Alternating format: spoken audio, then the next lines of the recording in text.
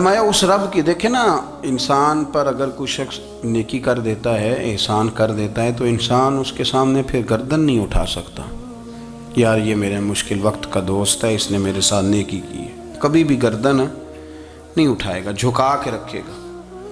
تو اگر عام کوئی نیکی کر دے تو اس کے سامنے انسان کبھی گردن نہیں اٹھاتا، تو جو رب ساری نعمتیں عطا فرمائے، جو کہے کہ تیری تخلیق میں نے کی، تجھ سے پہلوں کو بھی پیدا میں نے کیا، تیرے لیے زمین کا بچھونا بھی میں نے بچھایا، آسمان کی چھت بھی میں نے لگائی، تیرے لیے زمین سے ساری اناج کو، پھل کو، کھیتیوں کو نکالا بھی تیرے لیے، اب تو اس طرح کر کہ تو میری عبادت کر، تو میری بارگاہ میں جھک جا۔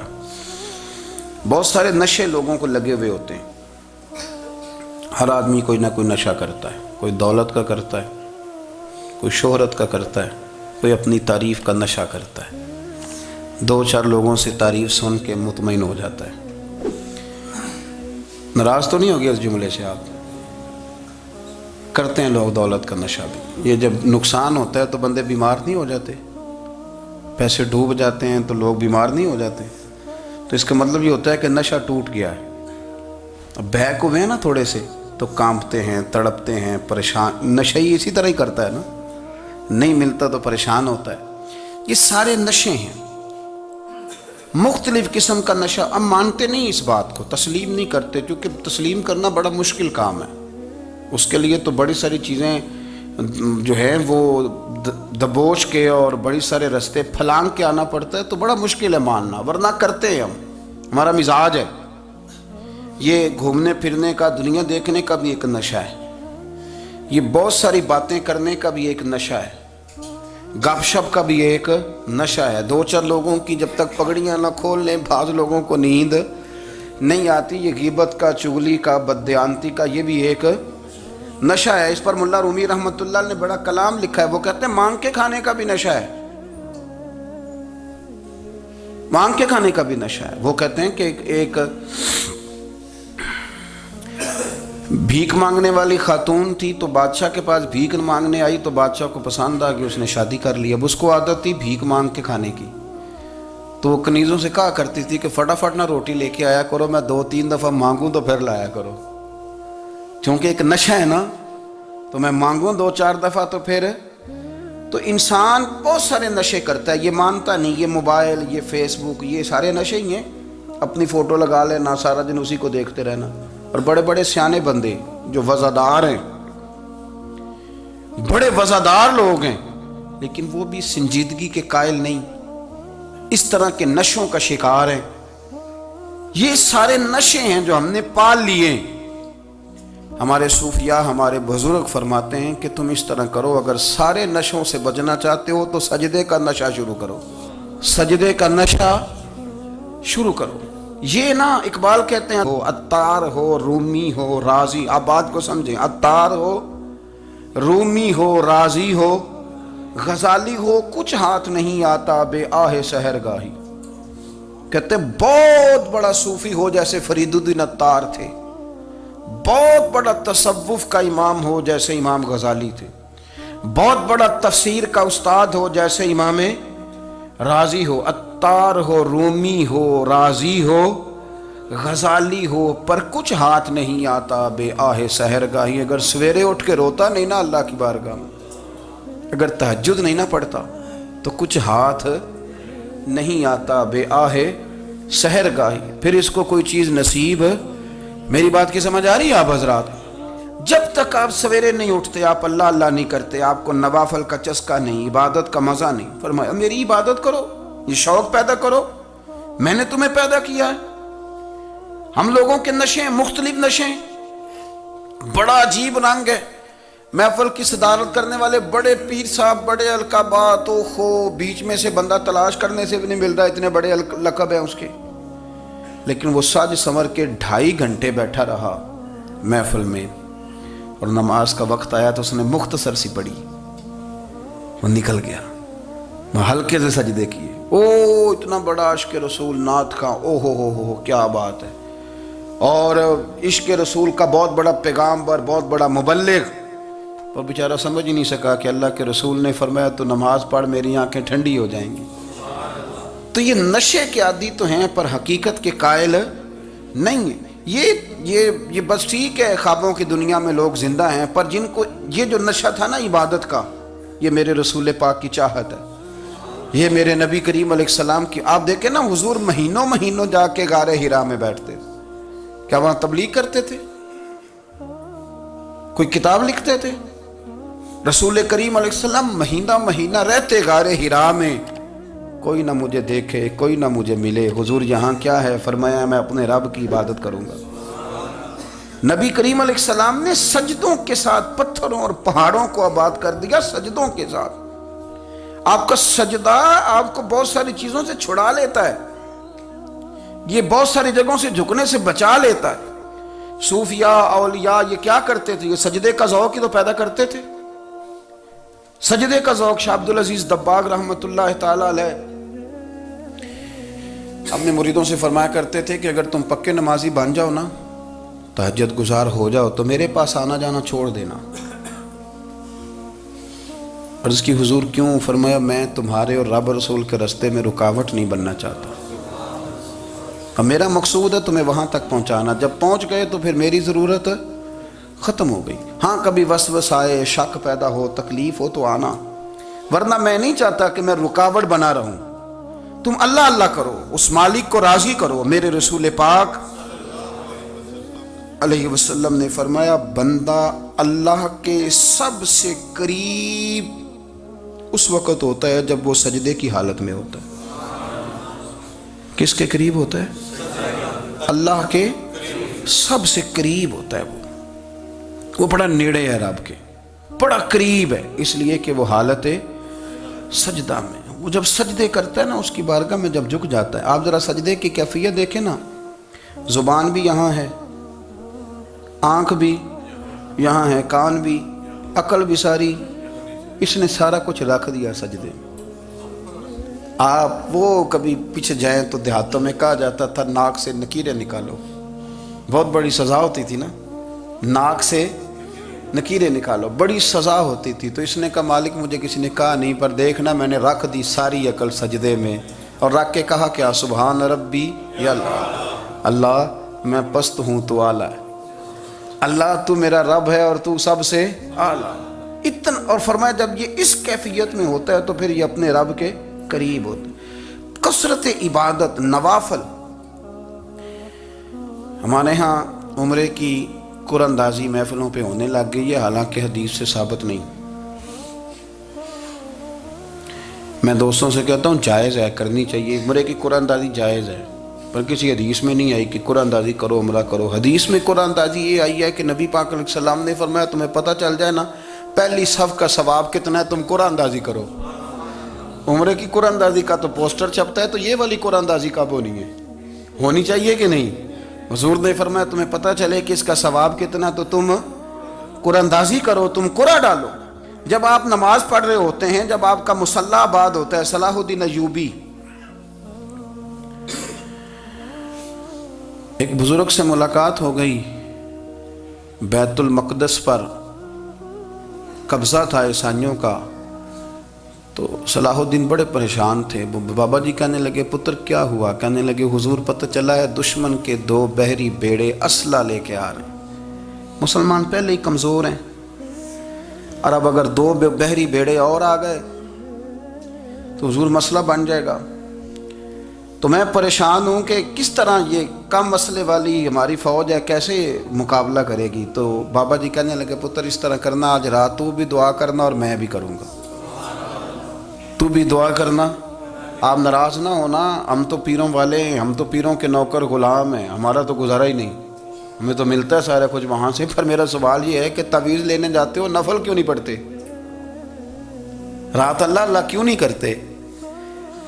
یہ بھی تو ہمارے بزرگوں کا ہی طریقہ ہے، انہوں نے تو ہمیں سکھایا ہے۔ صلاح الدین ایوبی سے بزرگوں نے کہا کہ رات آج نا اللہ اللہ کرنا، تو میں تیرے لیے دعا کروں گا، تو بھی دعا کرنا۔ تو بندہ جب دکھی ہوتا ہے تو سجدہ کرتا ہے، تو پھر ہی تو مصلی بھیگ جاتا ہے، پھر ہی تو مزہ آتا ہے۔ سکھی بندہ تو کعبے جا کے نہیں روتا، دکھی تھے، تکلیف تھی، تو سر رکھا سجدے میں تو تڑپ گئے۔ اور وہ بابا جی کہتے ہیں میں مسجد آیا تو صلاح الدین چیخے مار کے رو رہا تھا، اور کہہ رہا تھا مالک میں کوئی اپنی شان کے لیے تو نہیں نہ لڑ رہا، اللہ کو میں کوئی قبضوں کے لیے تو نہیں لڑ رہا، مالک تیرے لیے لڑ رہا ہوں، مجھے بے آبرو نہ کرنا، میری مدد فرمانا۔ کہتے ہیں میں آیا تھا کہ مسجد میں دعا کروں گا، پر صلاح الدین ایوبی کو روتے دیکھا تو میں لوٹ گیا۔ تو سویرے صلاح الدین ملے تو بڑے خوش تھے۔ میں نے کہا پتر کیا ہوا؟ کہنے لگے حضور وہ بحری بیڑے دو آ رہے تھے نا اسلحہ لے کے، دونوں ڈوب گئے پانی میں ڈوب گئے۔ تو بابا جی کہنے لگے صلاح الدین وہ پانی میں نہیں ڈوبے، وہ تیرے آنسوؤں میں ڈوب گئے، وہ غرق ہو گئے، وہ جو تو نے مسلح بات کیا تو وہ تیرے آنسوؤں میں ڈوب گئے، وہ غرق ہو گئے، وہ تباہ اتنے قیمتی تھے تیرے آنسو کے بہا لے گئے دشمن کے بحری بیڑوں کو۔ میرے بھائی ٹھیک ہو گیا جی، میرے عزیز سمجھ لیں اس بات کو ہمیشہ کے لیے، اور اس پر غور کر لیں اچھے طریقے سے کہ میرے رسول کریم سید عالم صلی اللہ علیہ وسلم نے نا ہماری توجہ دلائی، حضور نے ہمیں بتلایا، ہمارا ذوق بڑھایا عبادت کی طرف۔ ایک صحابی تھے حضرت ابو فاطمہ رضی اللہ تعالیٰ عنہ، یہ ترمذی شریف کی حدیث ہے۔ نبی پاک علیہ السلام نے فرمایا ابو فاطمہ قیامت کے دن مجھ سے جلدی ملنا چاہتے ہو کہ دیر کے ساتھ؟ تو کہنے لگے حضور کون ہوگا جو دیر سے ملنا چاہے گا، ہم نے تو جان دے دی وعدہ دیدار پر۔ اعلیٰ حضرت فرماتے ہیں جان دے دی وعدہ اور نقد اپنا دام ہو ہی جائے گا۔ مجھے لگتا ہے کہ یہ سودا نقد و نقد ہو جانا ہے، چونکہ ہم نے جان دے دی وعدہ دیدار پر۔ آپ نے وعدہ کیا تھا کہ مریں گے تو پھر زیارت ہوگی، تو مر گئے ہم زیارت کی خاطر۔ جان دے دی وعدہ دیدار پر تو نقد اپنا دام ہو ہی جائے گا۔ اے رضا ہر کام کا ایک وقت ہے، دل کو بھی آرام ہو ہی جائے گا۔ تو حضرت ابو فاطمہ رضی اللہ تعالیٰ عنہ سے نبی پاک صلی اللہ علیہ وسلم نے فرمایا جلدی ملنا چاہتے ہو کہ دیر سے؟ عرض کی حضور فٹافٹ ملنا ہے، میں نے قیامت کے دن آپ سے جلدی ملنا ہے۔ تو نبی پاک علیہ السلام نے فرمایا پھر اس طرح کرنا، دنیا میں رہ کے سجدے زیادہ کرنا، پھر سجدے زیادہ کرنا، قیامت میں ملاقات جلدی ہو جائے گی، قرب ملے گا تمہیں۔ اپنے بچوں کے اندر دیکھیں نا، ہم شوق پیدا کرتے ہیں، ہمیں صحیح لفظ نہیں بولنے آتے پر ہم بچوں میں شوق پیدا کرتے ہیں کہ پتر ڈاکٹر بن جائے گا تو بڑا نفع کرے گا، تو لوگوں کی خدمت کرے گا، ملک و ملت کی خدمت کرے گا، تیرے ابا کا نام روشن ہوگا، تیرے دادا کی تعریفیں ہوں گی۔ ہم یہ ذوق پیدا کرتے ہیں، ہم اپنے نوجوانوں کے اندر یہ فکر پیدا کرتے ہیں، انہیں ہم سمجھاتے ہیں کہ میاں جب تم پڑھو گے محنت کرو گے تو فلاں آدمی کی طرح تمہارا نام ہوگا۔ یہ جتنا ذوق ہم بچوں کے اندر ان چیزوں کا پیدا کرتے، ہمیں حکم ہے کسی طرح ہم ذوق پیدا کریں کہ پتر نماز پڑھے گا تو اللہ راضی ہو جائے گا، تو سجدہ کرے گا۔ دیکھیں نا میرے رسول کریم علیہ السلام نے فرمایا 7 سال کے بچے کو مسجد لے کے جاؤ، یعنی اسے شوق دلاؤ، اس کے اندر یہ خاصیت پیدا کرو کہ اس کا دل کرے مسجد میں جانے کو، اس کے اندر یہ خصوصیات لاؤ کہ وہ ہمارے ہاں نا ہر چیز کو پرموٹ کیا جا رہا ہے، ہر چیز کو، یعنی سر سنگیت سکھانے کے لیے اکیڈمیاں بن گئی ہیں، ہر شے پرموٹ ہو رہی ہے، عبادت کا جذبہ کم ہوتا جا رہا ہے، اللہ کا ذوق ہمارے اندر نہیں رہا۔ اور اتنا مشکل ہم نے اپنے لیے بنا لیا ہے کہ وہ بندہ جو بڑی زبردست مذہبی گفتگو کر رہا تھا اور تگڑی بات کر رہا تھا، کیا بات ہے، لیکن نماز کے بارے میں کمزوری دکھا جاتا ہے، نوافل کے بارے میں وہ چپکے سے نکل جاتا ہے۔ امام احمد بن حنبل رحمۃ اللہ تعالیٰ علیہ، مسند امام احمد بن حنبل 14 جلدوں میں ہے مارکیٹ میں، اور مجھے تو خیر پسند ہی بڑی ہے، میں نے تو کئی دفعہ پڑھی ہے۔ اور کیا بات ہے امام احمد بن حنبل کی، کیسے تگڑے قسم کے محدث تھے اور اللہ نے کتنا انہیں اعزاز عطا فرمایا ہوا تھا۔ یہ کوڑے بھی کھاتے تھے دین کی خاطر، سارا کرتا لہو سے بھر بھی جایا کرتا تھا، بڑا اعزاز والا شخص تھے، بڑے اعزاز والے، حدیثیں جمع کرنا، حدیثیں لکھنا، حدیث پڑھانا، سارا دن رہتے تھے۔ کہہ سکتے تھے کہ میں کر تو رہا ہوں کام، اور حدیث بھی موجود ہے کہ عالم عابد سے افضل ہوتا ہے، پر اس کے باوجود امام احمد بن حنبل رحمۃ اللہ علیہ 300 نفل فرض نمازوں کے علاوہ پڑھا کرتے تھے، 300 نوافل روز پڑھا کرتے تھے۔ ان کے بیٹے نے کہا ابا جی مکان خریدنا ہے تو وہ جگہ کہاں کر کے لوں، بہت ساری آبادیاں، تو فرمایا پتر وہاں لینا جہاں مسجد قریب ہو۔ میرے رسول کریم سید عالم صلی اللہ علیہ وسلم اتنا پسند کرتے مسجد کو، اتنا پسند کرتے نماز کو کہ رسول کریم صلی اللہ علیہ وسلم تہجد کی نماز بھی پڑھتے، پھر حضور فجر کی نماز بھی پڑھتے، نبی پاک وتر کو الگ کر کے پڑھتے، عشاء کے ساتھ نہیں پڑھتے۔ یہ تو ہم اس لیے اجازت دی ہمارے بزرگوں نے کہ بعد میں اٹھے گا کون علیحدہ وتر پڑھنے کے لیے، عشاء کے ساتھ پڑھ لیں۔ وتر پڑھتے، تہجد پڑھتے، فجر پڑھتے، اشراق پڑھتے، چاشت پڑھتے، پھر مغرب کی نماز کے بعد 6 رکعت اوابین پڑھتے، پھر رات کو صلاۃ اللیل پڑھتے۔ سیدہ عائشہ صدیقہ کہتی ہیں زمانہ سو جاتا اور میرے رسول مصلی بچھا کے کھڑے ہو جاتے۔ او یار، کھیتی باڑی کر کے نہیں، محنت مزدوری کر کے نہیں، جناب عائشہ کہتی ہیں میں یہ بھی دیکھتی کہ حضور ایک آیت شروع کرتے تو ساری رات اسی کو پڑھتے، اور میری نظر جاتی تو قدم مبارک پہ ورم آ جاتا۔ یار نماز پڑھ پڑھ کے، اتنی مشقت کر کے، اتنی جد و جہد کر کے ورم آ گیا، یا رسول اللہ اتنی محنت کیوں کرتے ہو؟ فرمایا افلا اکون عبدا شکورا، کیا میں اپنے رب کا شکر گزار بندہ نہ بنوں؟ صحابہ کا ذوق عبادتوں کا، ریاضتوں کا، تلاوتوں کا، طبیعت ان کی، وہ ایک دوسرے کو، حضرت مولا علی شیر خدا کرم اللہ تعالی وجہہ الکریم کے زمانے میں روم کے بادشاہ نے کہا یار یہ مسلمانوں کا پتہ تو کرو، یہ آخر کیوں اتنے زیادہ مجاہد ہیں؟ اس زمانے میں جاسوس بھیجنے کا مزاج تھا، اب تو جاسوس پکڑا جاتا ہے، اب تو جاسوس، اور جاسوسی کا شوق ویسے آج بھی ہے۔ عرض کروں تھوڑی سی بات اس عنوان سے، پتہ کیا ہمارا مسئلہ ہے؟ ہم جہاں جاتے ہیں نا وہاں تھوڑی خوشبو سونگنے کی کوشش کرتے ہیں، وہ کیا ہے تو یہ کیا ہے تو ادھر کیا ہے تو تھوڑا سا ادھر کیا ہے۔ میرے رسول پاک، پڑھیے درود شریف، سارے پڑھیے ذرا زور سے، صلی اللہ تعالی۔ نبی پاک علیہ السلام نے فرمایا جاسوسی نہ کرنا ورنہ تم بندوں کو خراب کر دو، اور فرمایا اس طرح نہ ہو کہ تم کسی کے اب کھول نہ نکلو تو تمہارے پہلے کھول جائیں۔ یہ جو ذوق ہے نا یہ ختم کریں، چھوڑیں، مطلب آپ کس چکر میں پڑے ہوئے ہیں؟ اتنی زیادہ توجہ کرنے کی کیا ضرورت ہے؟ کام سے کام رکھیں، اس میں بندہ تھوڑا سا نا آسان رہتا ہے۔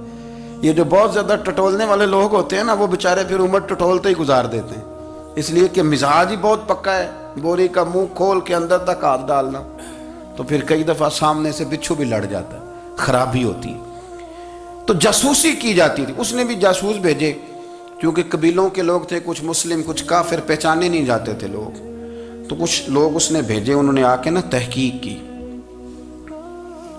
ریسرچ کری کہ آخر ماجرا کیا ہے، تو واپس جا کے انہوں نے رپورٹ دی نا روم کے بادشاہ کو۔ اس رپورٹ کا ایک جملہ بڑا شاندار ہے، وہ کہنے لگا بادشاہ ہمیں مسلمانوں کی کوئی سمجھ نہیں آئی، ہمیں کوئی سمجھ نہیں آئی۔ انہوں نے کہا کیوں نہیں سمجھ آئی؟ کہنے لگے یار عجیب بندے ہیں، جب رات مصلی پہ بیٹھتے ہیں تو یوں لگتا ہے ان کا دنیا سے رشتہ ہی کوئی نہیں، کوئی کسی کو نہیں جانتا، کوئی اپنے دکھ سنا کے رو رہا ہے، کوئی اپنی بات کر کے رو رہا ہے، لگتا ہے کہ ان کا کوئی رشتہ ہے ہی نہیں جب مصلی پہ بیٹھتے ہیں۔ اور فرمایا جب سویرے یہ جہاد کرنے نکلتے ہیں تو لگتا ہے ان سے زیادہ دلیر ہی کوئی نہیں، حالانکہ جو مسلوں پہ رونے دھونے کے لوگ ہوتے ہیں وہ کئی دفعہ جہاد میں کام نہیں کرتے، لیکن عجیب لوگ ہیں کہ رات کے راہب ہیں، دن کے مجاہد ہیں، کوئی سمجھ نہیں آتی۔ میرے عزیز، ان لوگوں نے مصلی آباد کر کے رکھا، تلاوتیں ان کا ذوق رہی، منزل روز پڑھنا، اسباق پڑھنا، وظائف پڑھنا، یہ ان کا ذوق رہا۔ اعلیٰ حضرت بریلوی رحمت اللہ نے 1000 کتاب لکھی ہے، لیکن الوظیفۃ الکریمہ کے نام سے جو وہ صبح و شام وظائف پڑھتے تھے وہ الگ انہوں نے ان کو بیان کیا، پابندی کے ساتھ اپنی اللہ اللہ کرتے تھے۔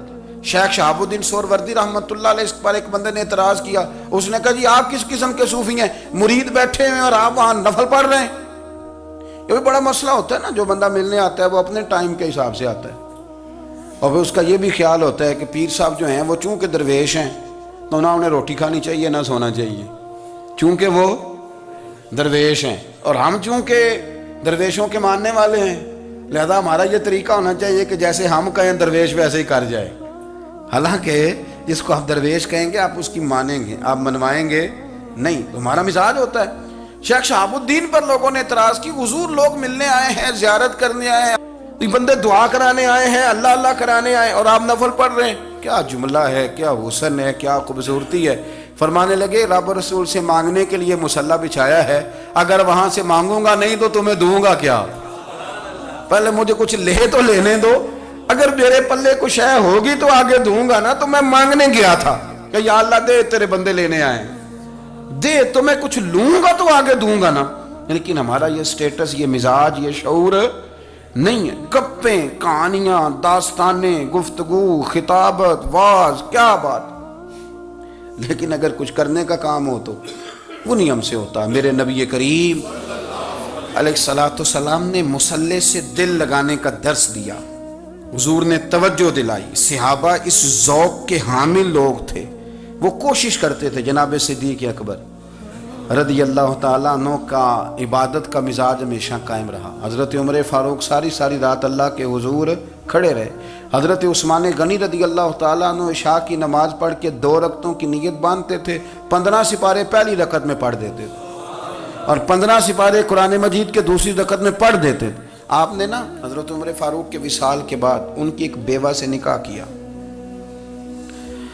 حضرت عثمان غنی نے نکاح کیا. وہ خاتون آپ کے نکاح میں آئیں تو عرض کرنے لگی, امیر المومنین میرے لیے اعزاز تو بہت ہے کہ میں امیر المومنین کی بیوہ تھی تو امیر المومنین کی منکوحہ ہو گئی ہوں, لیکن حضور نہ تو میں جوان ہوں کہ میرے اندر رغبت ہوتی اور نہ میں اب اس قابل ہوں کہ کوئی خدمت کر سکوں. میرے ساتھ نکاح کی وجہ کیا بنی؟ تو عثمان غنی رو پڑے. فرمانے لگے, میں نے عمر فاروق کو مسجد میں اپنے رب سے ڈرتے ہوئے دیکھا ہے, میں نے اسے روتے ہوئے دیکھا ہے, عدل کرتے دیکھا ہے, انصاف کرتے دیکھا ہے, امت کی خیر خواہی کرتے دیکھا. تمہارے ساتھ نکاح اس لیے کیا ہے کہ تم مجھے یہ بتاؤ کہ عمر فاروق گھر کے اندر اپنے رب کو کیسے راضی کرتے تھے, گھر کے اندر کیسے راضی کرتے تھے. وہ طریقے بتلاؤ, تم بتاتی جانا اور میں بھی اسی طرح گھر میں عبادت کروں. میرے رسول کریم علیہ الصلوۃ والسلام نے ارشاد فرمایا. حضور فرمانے لگے, جس گھر میں اللہ کا ذکر ہوتا ہے وہ گھر زندوں کا ہے, اور جس گھر میں رب کریم کا ذکر نہیں ہوتا وہ گھر زندوں کا نہیں ہے. گھر نا ہم نا کتابوں میں پڑھتے ہیں کہ ایک بزرگ کہتے ہیں, حضرت فضیل بن عیاض کہتے ہیں کہ میں ایک گلی سے گزر رہا تھا تو گھر کے اندر کسی قاری صاحب نے قرآن کی آیت پڑھ دی, ولی من خاف مقام ربہ جنتان. میں تے میرے کانوں سے ٹکرائی تو اللہ نے میری کایا ہی پلٹ دی, میں توبہ کر گیا. اب گھر کے اندر سے آواز آئے تو صحیح نہ تلاوت کی, پر اندر سے آواز آتی نہیں. یا ڈیک بجنے کی آواز آتی ہے, یا ٹی وی چلنے کی آواز آتی ہے, یا دھوم مچانے کی آواز آتی ہے. عبادت کا وہ جو خاص شوق تھا, وہ جو حسن تھا, وہ جو توانائی تھی, وہ جو بات تھی.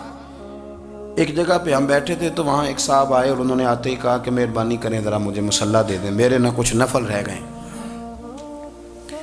تو میں نے وضو کر لیا تو کوئی مصلی مل جائے.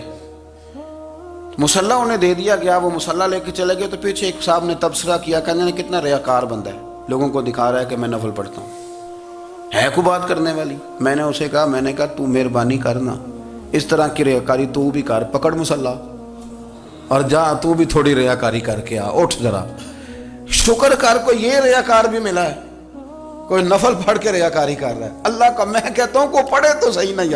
یہ کوئی دور ہے نفل پڑھنے کا؟ اس میں تو لوگوں کا مزاج ہی نہیں, طبیعت ہی نہیں. میں نے کہا چل مہربانی کر, یہ لے مصلی اور تو بھی جا تھوڑی سی, یا کر یا ریاکاری کرو تو صحیح نا. مزاج ہی نہیں, ذوق. جمعے کی نماز پڑھ کے یوں دنیا بھاگتی ہے, او ہو پتہ نہیں کون سی پیچھے آگ تھی جو بجھائی جائے گی. اور آج تک لوگ مسئلہ پوچھ رہے ہیں کہ جمعے کی بعد والی سنتیں کتنی ہوتی ہیں. میں نے کہا کتنے سال ہو گئے جمعہ پڑھتے, کتنے سال ہو گئے, ابھی تک سنتوں کا نہیں پتا. ابھی تک نے علم کے پہلے کتنی رکھتے ہیں اور بعد میں کتنی رکھتے ہیں. فجر کی سنتیں کب پڑھنی چاہیے, سنو فجر کی سنتوں کے بارے میں. میرے رسول کریم سید عالم صلی اللہ تعالیٰ علیہ وسلم سے ایک صحابی نے پوچھا تھا, حضور میری فجر کی سنتیں رہ گئیں یا رہ جاتی ہیں تو حکم کیا ہے؟ کیا انداز ہے حضور کا. بخاری مسلم کے لفظ سنو. حضور سید عالم صلی اللہ علیہ وسلم فرمانے لگے, اس نے کیا پوچھا تھا, حضور جواب کیا دیتے ہیں؟ فرمایا فجر کی سنتیں کبھی نہ چھوڑنا, فجر کی پہلی 2 سنتیں کبھی نہ چھوڑنا. یا رسول اللہ صلی اللہ تعالیٰ علیہ وسلم میری رہ گئی ہیں, رہ جاتی ہیں. فرمایا فجر کی 2 سنتیں نہ چھوڑنا. فرمایا فجر کی پہلی 2 سنتیں مجھے دنیا اور دنیا کے اندر جو کچھ ہے وہ سب سے زیادہ پیاری ہے. فجر کی 2 سنتیں دنیا اور دنیا میں جو کچھ ہے مجھے وہ سب سے زیادہ پیاری ہیں. اس لیے فجر کی سنتیں نہ چھوڑنا. اپنا ذوق, اپنی طبیعت, ہم نے نا ذوق غلط بنا لیا ہے. اگر 20 بندے کہہ بھی دیں گے تو نے بڑی شاندار تلاوت کیا تو کیا اس سے بنے گا؟ 100 بندہ کہہ بھی دے تیری کیا بات ہے، کیا بات ہے نعت خاں کی، کیا بات ہے علامہ صاحب کی، پیر صاحب کی، پیر مہر علی شاہ صاحب رحمۃ اللہ علیہ، آپ تشریف فرما تھے تو آپ کے ایک ہی بیٹے بابو جی جن کو کہا جاتا ہے، جس دن صاحبزادے پیدا ہوئے تو خادم نہ وہاں سے نکلا، ان لوگوں کے شوق اور طرح کے تھے نا تو ان کی توجہ بھی اپنے شوق کی طرف رہتی، تو خادم نکلا اندر سے، پیر صاحب مبارک ہو، پیر صاحب مبارک ہو، پیر صاحب مبارک ہو، پیر صاحب مبارک ہو، شور کر رہے ہیں، تو پیر صاحب کو وجد ہو گیا، اللہ اکبر اللہ اکبر اللہ، وہ کیا ہوا، کس بات کی مبارک دے رہے ہو؟ عرض کی حضور اللہ نے بیٹا دیے، تو آپ فرمانے لگے اچھا حضور آپ کیا ہوا، آپ تو پریشان ہو گئے، فرمانے لگے جب تو نے 3 دفعہ کہا نا مہر علی کو مبارک ہو تو میں سمجھا تھا شاید تجھے کسی نے بتا دیا ہے کہ مہر علی سے اللہ راضی ہو گیا، میں سمجھا تھا کہ شاید تو یہ خبر لے کے آیا ہے کہ کسی نے بتایا ہے کہ مجھے آج خبر ملی ہے کہ مہر علی سے رب اچھا پتر ہوا ہے، الحمدللہ اللہ کا شکر ہے، پر میرے لیے مبارک کا دن وہ ہوگا جب میرا رب کہے گا کہ میں مہر علی سے راضی ہوں، میرے محبوب کہیں گے کہ میں مہر علی سے، آپ بات کو سمجھیں، شوق ہی کسی اور طرف تھا، دل ہی کہیں اور لگا ہوا تھا، طبیعت ہی کہیں اور مائل تھی، کوئی وظیفہ پوچھتے تھے تو پڑھتے تھے وہ لوگ، کچھ اللہ اللہ انہیں بتائی جاتی تھی تو کرنے کا ذوق رکھتے تھے، طبیعت تھی، قائل تھے۔ حضرت ربیع کہتے ہیں میں بڑی دور سے سفر کر کے گیا حضرت اویس کرنی سے ملنے، بڑی دور سے، اور جب میں پہنچا تو فجر کا وقت تھا، تو حضرت اویس کرنی کو میں نے پا لیا، تو وہ نماز پڑھ کے نا قرآن شریف لے کے بیٹھ گئے، فرماتے ہیں اشراق چاشت کا وقت ہوا تو نفلوں کی نیت باندھ لی، محدث ابن الجوزی نے لکھا ہے، فرماتے ہیں پھر جب زوال کا وقت ہوا تو مسجد میں جھاڑو دینے لگ گئے، زور کی نماز پڑھ کے تو عصر کی تیاری تک وہ مسجد میں بیٹھے رہے، اور میرے نبی پاک علیہ السلام نے فرمایا جو نماز کے انتظار میں بیٹھا ہو وہ نماز ہی میں ہے، وہ نماز ہی میں ہے، فرمایا میری دنیا میری امت کی جو رہبانیت ہے نا وہ اتنی ہے کہ نماز کا انتظار کرے، اذان کے بعد نماز کا یہ راہب ہیں، یہ اس وقت چھوڑ کے بیٹھے ہیں سارا کچھ، فرماتے ہیں عصر تک انہوں نے اللہ اللہ کی، پھر مغرب تک کی، عشاء کی نماز ہوئی تو نماز پڑھی تو وہ تھک گئے، اب مجھے وہ فارغ ہوں مصلی چھوڑے تو میں ملاقات کروں نا، یہ آپ حیران نہ ہو کہ اتنی دیر بندہ کیسے اللہ اللہ کر، ہم نے کی نہیں نا اس لیے ہم پریشان ہیں، جو عادی ہوتے ہیں وہ کر بھی لیتے ہیں، وہ یہ کام، میری بات کی سمجھ آ رہی ہے؟ جب جاتے ہو کسی دفتر میں تو 8 گھنٹے کھڑے رہ لیتے ہو نا، مجبوری ہوتی ہے تو کھڑے رہا جا سکتا ہے، پاسپورٹ کے دفتر بولیے امیگریشن کی لائنوں میں، اور میں نے تو امبیسیوں میں بندے 12 گھنٹے پہلے جا کے کھڑے دیکھے، رہ لیتے ہیں کھڑے، تو اگر ان کاموں کے لیے رہا جاتا ہے تو اللہ رسول کے لیے بھی کھڑے رہا جا سکتا ہے۔ تو فرمانے لگے کہ جب عشاء کی نماز کے بعد آخر انسان تھے، تھک گئے، نیند کا غلبہ ہوا تو تھوڑی ایسے آنکھ بند ہوئی تو کھلی تو رونے لگے، حضرت ویسے کرنی رو کے کہنے لگے مالک مجھے غافل تو نہ کر، ابھی میں نے کیا بھی کچھ نہیں، دن ختم ہو گیا، کوئی نفل نہیں، کوئی اللہ اللہ نہیں، اللہ مجھے غافل نہ کر، میری مدد فرما۔ فرماتے ہیں جب وہ روئے تو میرے ساتھ جو شخص تھا میں نے کہا اٹھو چلیں، کہنے لگا حضور ملنا نہیں، فرمایا جو میں لینے آیا تھا وہ مجھے مل گیا ہے، جو میں ان سے سیکھنے آیا تھا وہ مجھے نصیب ہو گیا، اب اور میں نے کیا لینا، ختم ہو گئی بات، اٹھو چلیں۔